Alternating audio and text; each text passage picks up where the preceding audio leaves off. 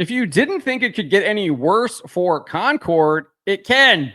An insider has informed me that the company that used to own Firewalk Studios, the developer of Concord, has actually been shaken to its core following the game's epic disaster. Ironically enough, the company is also refusing to acknowledge that the failure of the game has anything to do with the company's injection of woke ideology. Interestingly enough, this was the same strategy that Firewalk Studios employed when they got massive negative feedback when the game was showcased during the PlayStation State of Play back earlier this year. I don't think it is going to work out well for them, as it did not work out well for Concord.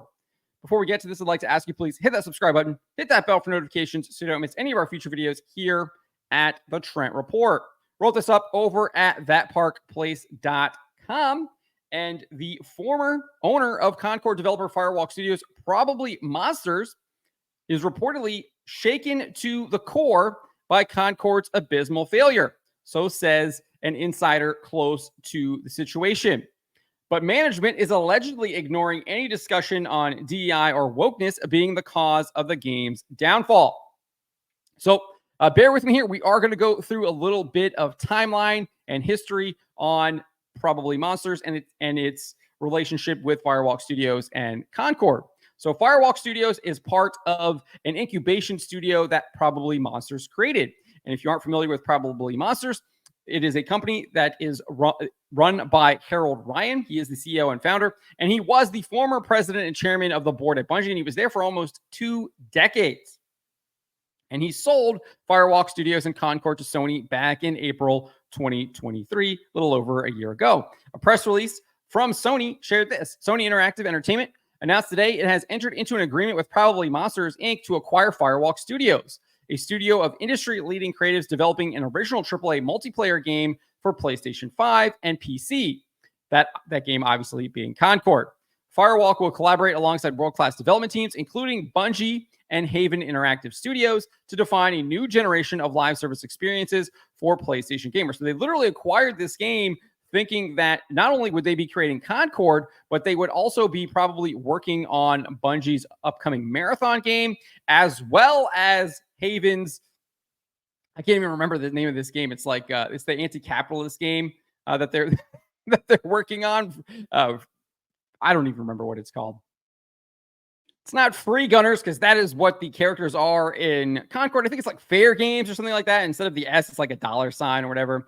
And the whole trailer is chock full of DEI and is pushing, clearly is going to be pushing that woke agenda. And then even though the overlaying narrative is all about being anti-capitalist, hilarious coming from Sony, who's trying to get you to purchase their game through a capitalist market system. I mean, literally can't make it up. Anyways, so that is where they kind of saw Firewalk in their ecosystem, right? They were going to bring it in. They were creating all these live service games. They were going to do it with Marathon. It was obviously the game that we just mentioned. What is it called here again? I can't remember this game's name. Fair Games. So that is what Sony had in mind for this company, on top of them producing Concord. So then Sony CEO and President Jim Ryan said, Firewalk Studios is led by a world-class team that is highly experienced and deeply passionate about creating exceptional multiplayer games that foster memorable shared experiences.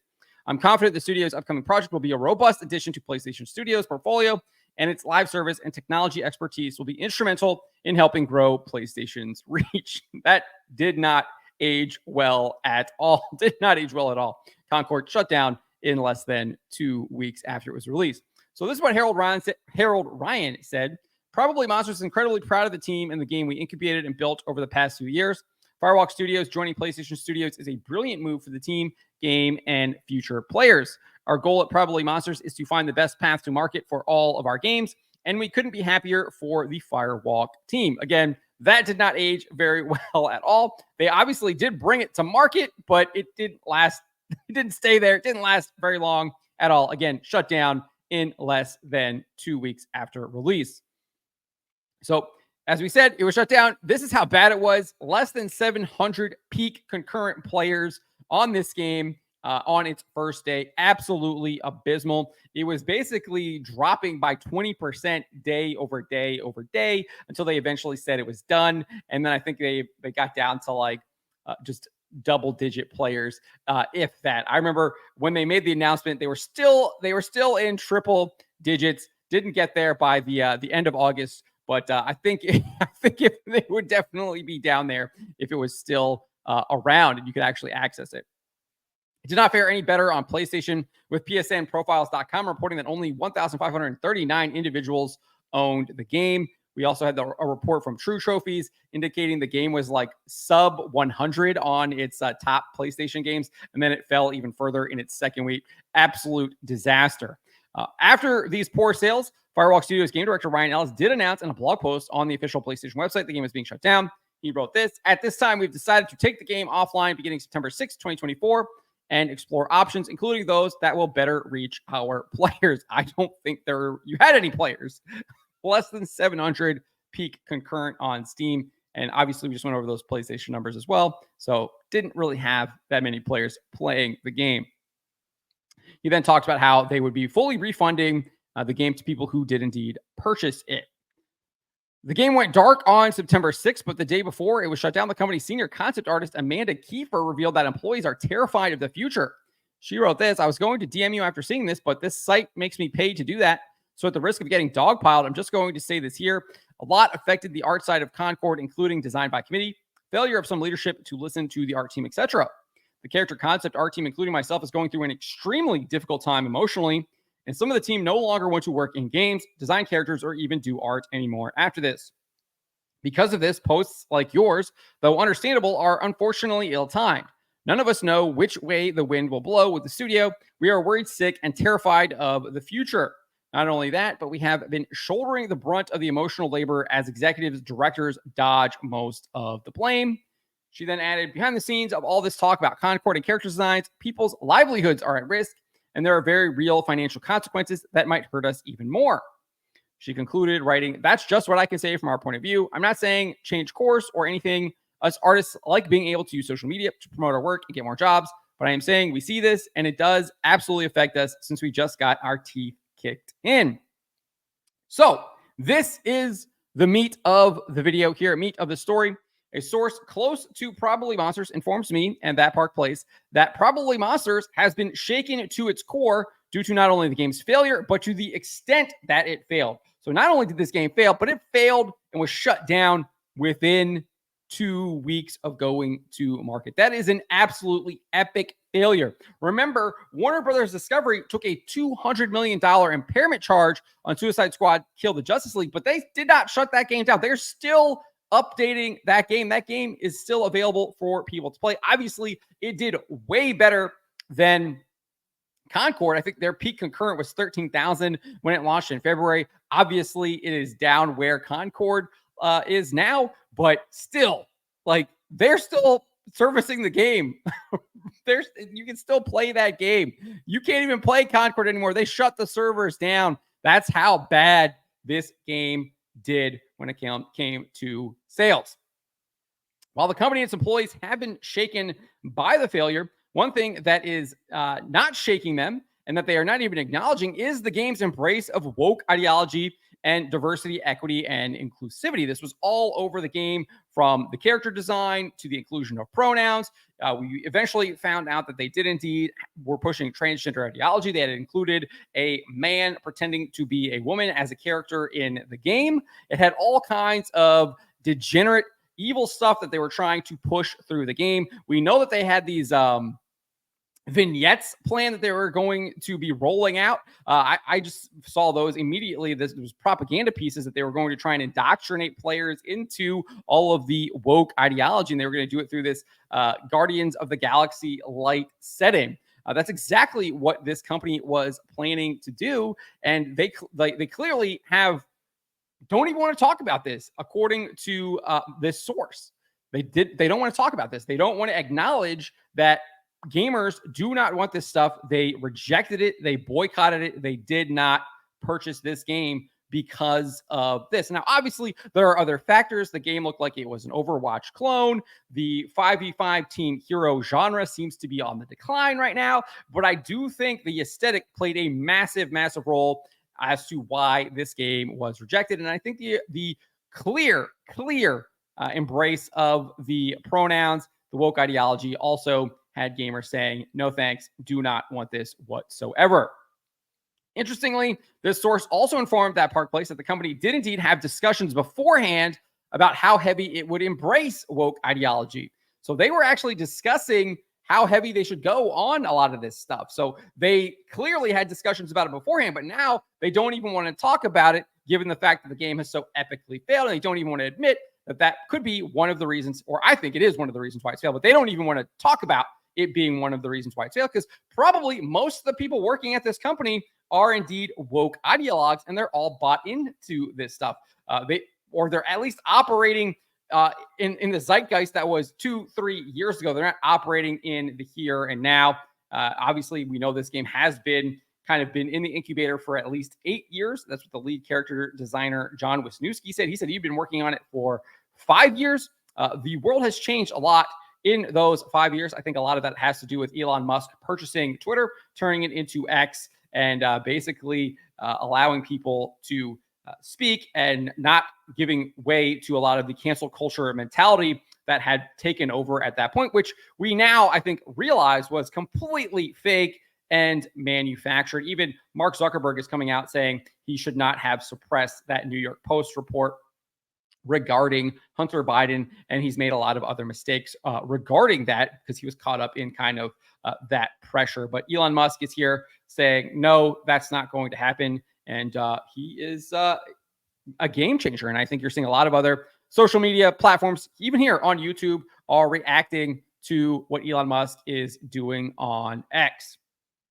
Nevertheless, as shown in the game's final product, it does not appear that dissenting voices were able to bring any reason to those wanting to insert the woke ideology. Talked about John Wisniewski, clearly is trying to do this. This is the guy who claimed back in 2020 that the justice system is white supremacy. Just absolutely idiotic, bizarre craziness from this guy. And he's putting it into the game. You have Amanda Kiefer here. We just mentioned her. She's an admitted feminists. Like these are all activists who work in the video game industry wanting to push that agenda. And it looks like it could potentially go all the way up the chain. Haven't really dug into Harold Ryan, but the fact that he greenlit this stuff, was allowing this to move on, one has to imagine that he has to be on board of it in some manner of fashion, or at least approved of it. He didn't say no to it. And now, obviously, it appears executives want to bury their heads in the sand. And as I said, this is the same strategy that Concord used, Firewalk Studios used after they announced this during the PlayStation State of Play. But before we get to that part and point out that, I think that if what this source relays is true, other projects coming out of Probably Monsters' incubation teams, as well as their Battle Barge and Hidden Grove studios, are most definitely at risk of being infected by the woke ideology and leading to similar disasters such as Concord. If they're just sticking their head in the sand and they don't want to talk about any of this stuff, then they might have multiple Concords on their hands and could be putting this company at massive, massive risk. Fortunately, they were able to wash their hands of Firewalk, put it off onto Sony, and they were able to kind of cash those checks and make good on it. But if they're continuing to do stuff like this, they're going to get a reputation as they're not a company that you want to work with. Very similar to Sweet Baby Inc. And what we're seeing here, gamers are boycotting Sweet Baby Inc. They want nothing to do with that company. And there is a laundry list now of games that have suffered financial failures because they have been working with Sweet Baby Inc. But this is where I want to conclude here. This strategy is the one that Firewalk Studios employed, sticking the head in the sand. We saw this when they released that State of Play trailer, and I think it was the first 10 minutes of the State of Play, the PlayStation State of Play, was Concord. They did a whole narrative trailer where it looked like it could potentially be a single player game, and then they revealed some of the gameplay, and it was obviously it was a 5v5 team hero shooter. People were uninterested in that, and the feedback was all negative. You look at the comments, Go back, watch some of those previous videos that I did on this. Look, you can go on the articles here on thatpartplace.com. All negative. And what did Concord do? They completely ignored it. We had Mark Kerm, aka Grum's former team lead over there at World of Warcraft. He said he had an insider tell him that they were just going to ignore the feedback. They were just going to plow on ahead. And that's exactly what they did, because Kim Krines, Firewalk's director of IP, eventually addressed the criticism, telling VGC, yeah, that trailer, that moment is such a tiny slice of everything that we've been working on for years and years. We're excited for the game and for the IP and for the game to be in people's hands, the IP to be in people's minds. They were just completely ignoring all of the negative feedback that they got. They were going to double down. They weren't going to listen. They paid the price. They paid the price. They could have listened. They could have been like Paramount with the Sonic the Hedgehog. Like, this is absolutely ugly. Character design, what are you doing? We don't want this. What did they do? They delayed, they redesigned Sonic, they got it fixed, and now it's turned into a trilogy, and they had a spin-off show on Paramount Plus. So it's been a successful franchise because they actually decided to listen to the people criticizing. What did Concord do? What did Firewalk Studios do? They ignored it. They paid the price. They were shut down in less than 2 weeks. And this is what Krines went on. And she said this, I'm personally very excited for the IP for folks who delve into the Galactic Guide, if that is something they choose to do. For these vignettes to come out on a weekly basis, you'll start to fall in love with the depth of the characters. That's something that you learn week to week. Their personalities will unfold. Their relationships will unfold for you. Their backstories. None of that is something that you can get in a tiny little slice of it. With that to start, there's something there. So I'm glad folks watched it. I'm glad they participated, and I can't wait for them to see everything that is there. So she's like, oh, I'm glad these people watched the trailer, even though all of the feedback was negative, and they were telling you they were not going to purchase this game. Then you had your early access, didn't even get above 1,200, and then you had your open beta, didn't even get above 2,400, and then you still released it, and then you didn't even get above 700. So you paid the price, and it did not work out. And now it has spread its tendrils potentially to ProbablyMonsters, who clearly look like they are infected by the woke mind virus as well. But we will see if they course correct. I think that is possible. Obviously, as a Christian, I do believe in forgiveness. I believe in repentance, and I believe in people changing their lives. And I think that the people at ProbablyMonsters can indeed stop embracing the evil ideology of wokeness and get back to doing things that are good, just, and right, and show true beauty and try and elevate people to something higher. And I think that is what they should have been trying to do. Instead, they were trying to degrade with woke ideology, and they ended up degrading their company. They ended up degrading themselves. But let me know what you guys make of this. Let me know in the comments below. Remember to always be charitable, especially to each other, but to always speak the truth.